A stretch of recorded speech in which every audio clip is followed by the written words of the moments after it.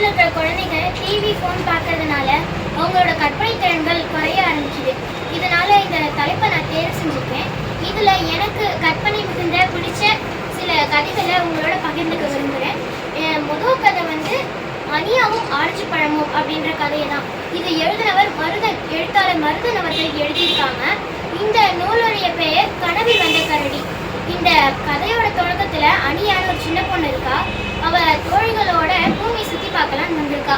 அவங்க தோழிகள் எல்லாரும் இந்த மரத்துக்கடியில நீ கொஞ்ச நேரம் காத்துடு, நாங்க போயிட்டு எங்களுக்கு ஒரு வேலை இருக்கு, நாங்க முடிச்சுட்டு வந்துடுறோம் அப்படின்னு அனியாட்ட சொல்லிட்டு போவாங்க. அனியா கொஞ்ச நேரம் அந்த மரத்துக்கிட்ட உட்காந்துருப்பா. அப்ப அவளுக்கு பசிக்க ஆரம்பிக்கும். என்ன செய்யறதுன்னு யோசிப்பா. அவ தோழிகள் வேற இல்லையா அப்படின்னு யோசிச்சுட்டு சோகமா உட்காந்துருப்பா. அங்க ஒரு ஆரஞ்சு பழக்கடை இருக்கும். அந்த பழக்கடையில கடைக்காரர் இருப்பாரு. அனியா போயிட்டு அவர்கிட்ட எனக்கு பசிக்குது, ஒரே ஒரு ஆரஞ்சு பழம் மட்டும் தாங்கன்னு கேட்பாரு. அந்த கடைக்காரர் சொல்வாரு, எனக்கு உனக்கு 1 கிலோ வேணுமா 1/2 கிலோ வேணுமான்னு கேட்பாரு. 1 கிலோ 1/2 கிலோன்னா எனக்கு எதுவும் தெரியாது, ஏன்னா அவள் ஒரு தேவதை, அவளுக்கு பூமியை பற்றி பெருசா எதுவும் தெரியாது. அப்போ கடைக்காரர் கேட்கறதுக்கு 1 கிலோ 1/2 கிலோவா அப்படின்னா எனக்கு எதுவும் பெருசா தெரியாது, எனக்கு ரொம்ப பசிக்குது, ஒரே ஒரு ஆரஞ்சு பழம் மட்டும் கொடுங்க, அது எனக்கு போதும் அப்படின்னு சொல்லுவா.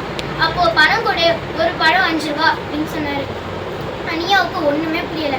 பணமா, ஒரு பழம் 5 ரூபாயா அப்படின்னு கேட்பா. எனக்கு எதுவும் புரியல, எனக்கு ஒரே ஒரு ஆரஞ்சு பழம் மட்டும் தாங்க, அது எனக்கு போதும், எனக்கு ரொம்ப பசிக்குது அப்படின்னு சொல்லுவா. இப்போ கடைக்காரர் சொல்வாரு, நீ பணம் கொடுத்தாதான் கொடுப்பேன், எங்க உங்க அம்மா அப்பா அப்படின்னு கேட்பாரு. இல்லை எனக்கு எதுவும் புரியல, எனக்கு கொடுங்க அப்படின்னு சொல்லி அனியாவும் கேட்பா.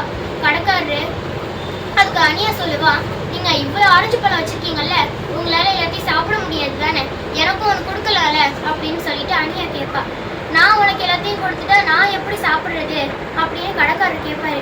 அதுதான் அங்க ஒரு உணவகம் இருக்குல்ல, அங்க போய் நீங்க சாப்பிடுங்களே அப்படின்னு அனியா சொல்லுவா. அவன் மட்டும் என்ன சும்மா கொடுப்பானா, அவனும் காசு தான் கேட்பான் அப்படின்னு கடைக்காரர் திட்டுவாரு. காலையிலே வந்து வியாபாரத்துக்கு எடுக்காதப்போ அப்படின்னு சொல்லி அனியா வரட்டி விட்டுருவாரு. அனியாவும் சோகமா போய் இந்த பாறை மேல உட்காருவா. அப்புறம் கடைக்காரரே பாவமா இருக்கேன்னு சொல்லி ஒரு ஆரஞ்சு பழத்தை கொடுப்பாரு. வேக வேகமா அனியா அந்த தோலை உரிச்சிட்டு ஒரு பழம் சாப்பிடுவா. அப்ப அவளோட தோள்கள் எல்லாரும் வருவாங்க.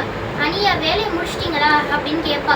அந்த தோள்கள் எல்லாரும் முடிச்சிட்டோம், அந்த மஞ்சள் கலர் வீடு இருக்குல்ல, புதுசா பெயிண்ட் அடிச்சிருக்காங்கல்ல, அந்த வீட்டுல ஒரு சின்ன பொண்ணு இருந்தாளா, அவதான் எங்கள்கிட்ட அவங்க அப்பா கஷ்டப்படக்கூடாதுன்னு எங்களோட மந்திர கொள்களை கேட்டா, அதனால நாங்க கொடுத்துட்டு வந்துட்டோம் அப்படின்னு அவங்க தோழிகள் எல்லாரும் அனியாட்ட சொல்லுவாங்க. இதை அந்த கடைக்காரர் கேட்டுட்டு அவருக்கு ரொம்ப கஷ்டமாயிடும். ஏன்னா அந்த மஞ்சள் கலர் புதுசா இருக்கிற வீடு அவரோட வீடு, அந்த வீட்டுல இருக்கிற சின்ன பொண்ணு அவரோட பொண்ணு. இதனால கொஞ்சம் கஷ்டமாகவும் வருத்தமாகவும் இருக்கும். இந்த கதையில நாம என்ன தெரியுதுன்னா, இப்ப கற்பனையிலையும் ஒரு நல்ல விஷயத்த கொண்டு வந்திருக்காங்க. இந்த தேவதைகள் கற்பனை, அதுலயும் வந்துட்டு ஒருத்தர் பசிக்குதுன்னா அது அவங்களுக்கு உதவி செய்யறது பலன் கிடைக்குதோ இல்லையோ, ஆனா அவங்களுக்கு நம்ம உதவி செய்யறது ஒரு நல்ல விஷயம். இத அடுத்த 2வதா இருக்கிற கதை வந்து அவர்களை எப்படி அழைப்பது. இதுவும் மருதன் அவர்களோட கதை தான். அவர் எழுதின ஒவ்வொரு கதைகளும் எனக்கு ரொம்ப பிடிக்கும். இந்த கதையோட கதாபாத்திரம் யாருன்னா மார்க்ஸ், அதாவது காரல் மார்க்ஸ் அப்படின்ற ஒரு பெரிய பத்திரிகையாளர். அவர் தான் இந்த கதையோட கதாபாத்திரமா சொல்லியிருக்காங்க. மார்க்ஸ் வந்து ஒரு பத்திரிகை எழுதுறதுக்காக நிறைய பத்திரிகையிலே புரட்டி பார்க்குறாரு. அதுல எல்லாத்துலேயுமே திருடர்கள்னே குறிப்பிட்டிருந்தாங்க. இதை பார்த்துட்டு அவருக்கு எதுவும் தோணலை, பெருசா இல்லை. தெரிஞ்சவங்கள்ட்ட பேசுறாரு. திருடர்கள் சொல்றாங்களே, இதுக்கு அர்த்தம் என்ன அப்படி இப்படின்னு கேட்குறாரு. தெரிஞ்சவங்க எல்லாருமே அவங்க ரொம்ப ஆபத்தானவங்க, நீங்க உங்க பத்திரிகைகள்லையோ உங்களை கண்டிச்சு விடுங்க அப்படின்னு சொல்றாங்க. இவர் நூலகத்துல போய் நிறைய குறிப்புகள் எடுத்துட்டு அடுத்த நாள் வந்து அவர் எழுதின கட்டுரை செய்தித்தாள்ல வெளிவருது. அதை படிச்சுட்டு ஒரு வழக்கறிஞர் அலுவலகத்துக்கு வந்து கத்துறாரு, நீங்க இப்படி பெரிய பத்திரிகையாளராக இருந்துட்டு திருடர்களுக்கு ஆதரவா எழுதலாமா அப்படின்னு வழக்கறிஞர் வந்து கேட்கிறாரு. மார்க்ஸ் அமைதியா இருந்து, பெரிய படிச்ச வழக்கறிஞர் தானே நீங்க, அவங்களுக்கு நீங்க எப்படி அவங்க திருடர்கள்னு அழைக்கலாம் அப்படின்னு மார்க்ஸ் கேட்பாரு. அப்புறம் அவங்களை எப்படி அழைக்கிறது, இன்னொருத்தருக்கு சொந்தமான இடத்துல இருந்து மரங்கள்ல இருந்து கிளைகளை திருடிருக்காங்க, இது திருட்டு தானே அப்படின்ட்டு வழக்கறிஞர் பேசுவாரு. நீங்க கொஞ்சம் யோசிச்சு பாருங்க, அவங்க காலங்காலமா காட்டை நம்பி வாழ்ற ஏழைங்க, அப்பாவிங்க, அவங்களோட குழந்தைகளும் காடுகள்ல தான் விளையாடுறாங்க. அவங்க அடுப்பு எரிக்கிறதுக்கும் குளிர்காயறதுக்கும் அவங்களுக்கு அதிகமா விறகுகள் தேவைப்படுது. அவங்க குழந்தைங்க காட்டுல விளையாடும் போது அவங்க சாப்பிடுற கொட்டைகளும் அதை விதைக்கிறதுனால தான் அந்த காட்டுல நிறைய மரங்களும் வளருது. இப்ப சொல்லுங்க, காட்டோட உண்மையான உரிமையாளர்களே அவங்க தானே அப்படின்னு சொல்லிட்டு மார்க்ஸ் சொல்றாரு. வழக்கறிஞருக்கும் கொஞ்சம் தயக்கமாக தான் இருக்குது. அப்புறம் மார்க்ஸ் திரும்பி சொல்றாரு, அரசு ஒருத்தர் நல்லா செல்வாக்கு மிக்கவங்க அரசு கிட்ட என்னோட இடத்துல இருந்து ஒரு மரத்தையும் கிளையோ திருடிட்டாங்கன்னு சொன்னா அரசு உடனே அதை காவல்துறை கிட்ட சொல்லுது. காவல்துறையும் அதை அதாவது கோர்ட்டுக்கிட்ட சொல்றாங்க. அப்போ என்ன ஆகுது, இப்போ கோர்ட்ல இருந்து என்ன செய்யறாங்கன்னா சட்ட புத்தகத்தை பிரிச்சு வச்சுட்டு அதுல என்ன இருக்குதோ அதை அப்படியே தீர்ப்பா கொடுக்குறாங்க. இத பத்திரிகையாளர்களும் காவலர்களும் அவங்கள திருடர்கள்னே சொல்றாங்க. இது தப்பு தானே. அப்புறமா மார்க்ஸ் திருப்பி சொல்றாரு, காட்டை நம்பி வாழ்ற ஏழைங்க அவங்கதான் இந்த காட்டோட உண்மையான உரிமையாளங்க. நாளைக்கு இவங்க காட்டை வேற பேசி வாங்கிடலாம், தண்ணீரை வாங்கிடலாம், ஏன் சாலையை கூட என்னோட சாலைன்னு சொல்லிட்டு வாங்கிடலாம். ஆனா அவங்க இப்படி சொல்லிட்டா நம்மளால ஒரு சொட்டு தண்ணீரையும் குடிக்க முடியாது, சரியா நம்மளால காத்தையும் சுவாசிக்க முடியாது.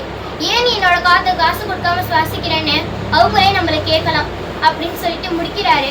அப்போ வழக்கறிஞர் சண்டை போட வந்த வழக்கறிஞர் என்ன சொல்றாருன்னா, நீங்க சொன்னதுக்கு நன்றி, நான் உங்களை திருடர்கள்னு சொல்றதுக்கு நான் ரொம்ப வருந்துறேன் அப்படின்னு சொல்லி நான் இனிமே உங்களை தோழர்னே அழைக்கிறேன்னு சொல்லி அந்த கதையை முடிப்பாங்க. இது மூலியமா நாம நிறைய விஷயங்களை தெரிஞ்சுக்கலாம். இப்படி நம்ம அழைக்கிறதும் தப்பு தான், இயற்கையை சரியா நம்ம பாதுகாக்காம இருந்தது அவங்க பாதுகாத்தது நம்மளோடதுன்னு சொல்றதும் தப்பு தான். அடுத்து மூணாவது கதையை சொல்றது ஒரு பூ ஒரு பூமி. இதுவும் மருதன் அவர்களோட தான். அந்த கதை புத்தகத்தோடைய பேர் கண்ணாடி கிரகத்தின் கவலை அப்படின்றது தான். இந்த கதையோட தொடக்கத்துல டலீலான்னு ஒரு சின்ன பொண்ணு இருப்பா. நம்ம வேற கிரகத்துக்கு போய் தான் ஆகணுமாமா, வேற வழி இல்லையான்னு கேட்பா. இதுக்கு முன்னாடி ஒரு சின்ன இது இருக்குது. அது என்னன்னா, பூமியில இருக்கிற எல்லா உயிரினங்களும் மனுஷங்க பண்ற இந்த நெகிழி பொருட்கள் பயன்பாடு, காத்துல மாசுபடுத்துறது, இதெல்லாம் யோசிச்சுட்டு இயற்கையில் இருக்கிற உயிரினங்கள், தாவரங்கள், காத்து எல்லாமே சேர்ந்து ஒரு திட்டம் போடுறாங்க. அது என்ன திட்டம்னா, நாம இனிமே காத்து நான் இனிமே வீசவே மாட்டேன் அப்படின்னு சொல்லி அது சொல்லுது. மரங்கள் நான் இனிமே ஆடவும் மாட்டேன், எந்த விதைகள் போட்டாலும் இந்த மண்ணில் வளரவே வளராது அப்படின்னு எல்லாருமே முடிவெடுக்கிறாங்க. கடல் அலையும் வீசுறது இல்லை. பூனைகளும் எப்பவுமே சத்தம் போடுற மாதிரி மனுஷங்களை பார்த்த ஒரு மாதிரி சீருது. நாய்களும் வெளியே வரதும் இல்லை, பறவைகளும் வரதே இல்லை. மனுஷங்களுக்கு இதை பார்க்கும்போது ரொம்ப கஷ்டமாகவும் இருக்குது. தண்ணீரும் குறையுது. தண்ணீர் அந்த பூமியில கிடைக்கிறதே ரொம்ப கஷ்டமா இருக்குது. இவங்க எல்லாருமே இப்போ செவ்வாய் கிரகத்துக்கு போகலான்னு மனுஷங்க எல்லாரும் முடிவு பண்றாங்க. அப்பதான் அந்த டலீலாவுக்கு ரொம்ப இங்க தண்ணீர் குறைபாடு இருக்கிறதுனால அவங்க டலீலா ஒரு சின்ன பூத்தொட்டியில ஒரு ரோஜா பூ வளர்த்துருப்பா. அந்த ரோஜா பூ ரொம்ப நல்லா வாடியே தான் இருக்கும். இவங்க அம்மா கிட்டே தண்ணி தான் அடிக்குதுன்னு சொல்லி கொஞ்சம் கொஞ்சமா தண்ணியை ஊத்துவா. ஆனா அந்த செடி வளராது. ஏன்னா அவங்க இயற்கை தான் அவங்க எல்லாரும் பாக்கு கொடுத்துருக்காங்க. அதனால இந்த பூக்கும் ரொம்ப ஆசையா இருக்கும், நம்ம வளரலாம், அந்த சின்ன பொண்ணு பாவம்னு. ஆனா இவங்க கொடுத்த வாக்கால இவங்க மீற முடியாது. இப்போ ஒரு நாள் இவங்க கிளம்ப போறாங்க. அவங்க அண்ணன் அவங்க டலீலாவா நம்ம கிளம்பலாம், எனக்கு செவ்வாய் கிரகத்துக்கு போகவே ரொம்ப ஆசையா இருக்கு, அங்க நமக்காக தனியா பறக்கும் தட்டு இருக்குது, அங்கேயும் பள்ளிகள்லாம் இருக்குது, நம்ம போகலாம், நீ ஏன் சோகமா இருக்க அப்படின்னு சொல்லிட்டு டலீலா கிட்ட கேட்பான். உனக்கு போக ரொம்ப ஆசையா இருக்குன்னா நீ போ, நான் வரவே இல்லை, எனக்கு இந்த ரோஜா பூ வேணும் அப்படின்னு சொல்லுவாங்க. அவங்க பறக்கும் தட்டு வந்துடும். வந்ததுக்கு அப்புறம் எல்லாரும் ஏறுவாங்க. அவங்க டலீலாவோட அம்மாவும் ஏறிட்டு எல்லாரும் போவாங்க. டலீலா சொல்லுவா, நான் அவங்க கூட வரல, நீங்க வேணா போங்க, நான் இங்கேயே இருக்கேன்னு சொல்லுவா. அவங்க அம்மா கிட்ட அப்புறமா நான் இந்த பூந்தொட்டி எடுத்துட்டு வரட்டா அப்படின்னு கேட்பா.